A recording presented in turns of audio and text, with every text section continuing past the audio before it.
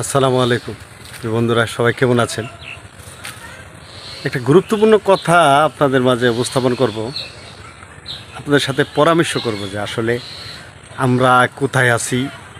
এই বাংলাদেশের ভিতরে 95% মুসলমান, 95% মুসলমান, তার চাইতে আরও বেশি হবে। তো সেই মুসলমানের নাম ধইরা মুসলমানের জায়গাতে থাইকা আমরা কি মুসলমানের কর্মকাজ কতটুকু করতে পারতেছি? এই যে দেখেন,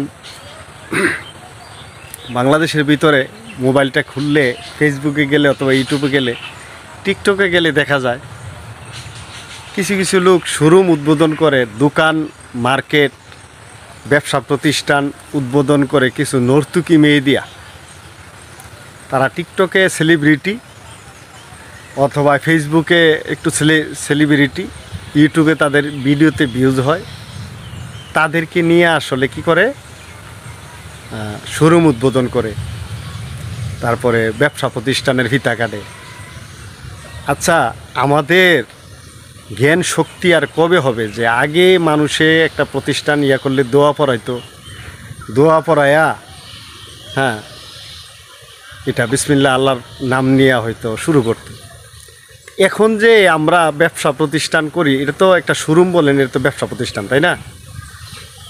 আপনি একটা মেল ফ্যাক্টরি আপনি উদ্বোধন করবেন, এটা তো একটা প্রতিষ্ঠান, ব্যবসা। ওই ব্যবসার মধ্যে যদি আপনি নর্তকী দিয়ে ফিতা কাটান, তাইলে এটার ভিতরে ভালো কিছু যে হবে, আল্লাহর রহমত যে থাকবে, আপনি কিভাবে আশা করেন? আপনাদের কাছে আমার যারা আমার ভিউয়ার্স আছেন, আপনাদের কাছে আমার জানার বিষয় যে আসলে এই জিনিসটা কতটুকু যুক্তিসঙ্গত। এটা কিন্তু অনলাইনে আজকে ধরে চলতেছে না, অনেক দিন ধরেই চলতেছে, কিন্তু চলার পরেও কেউ কিন্তু এটা নিয়ে কেউ আলোচনা করে নাই। আলোচনা করে নাই, কিন্তু এই দিকটা আপনারা আসলে কিভাবে দেখছেন? এটা কি ভালো কিছু নাকি না? এটা নিয়ে কি কিছু আওয়াজ তোলার দরকার নাকি আওয়াজ তোলার দরকার নেই?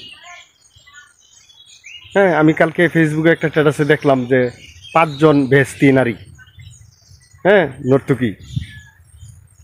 দেখি বেহেশতি নারী কেউ দেখি বেহেশতি, যে বেহেশতি মহিলা দিয়ে সেটা তারা আপনি ব্যবসা প্রতিষ্ঠান উদ্বোধন করবেন। কই ফান আপনারা এইসব জিনিস বন্ধ করেন, এগুলো বন্ধ করেন। আল্লাহর গজব এমনিতেই কিন্তু প্রচুর পরিমাণ গজব আমাদের মাধ্যমে আসতেছে। সাজ না ধরতেই কিন্তু এখন ঠেড়া ফেরা মানুষ মরা শুরু হয়েছে।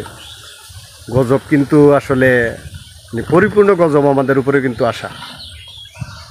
এগুলা দয়া করে আপনারা বন্ধ করেন। এটি কিন্তু ভালো কর্ম না, এটা কিন্তু খারাপ কর্ম ভাই।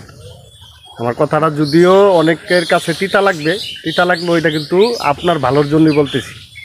আপনি একটা প্রতিষ্ঠান করবেন, আপনি যদি নর্তকী দিয়ে সেরা করেন, তাহলে এটার ভিতরে কিন্তু আল্লাহর রহমত আসবে না।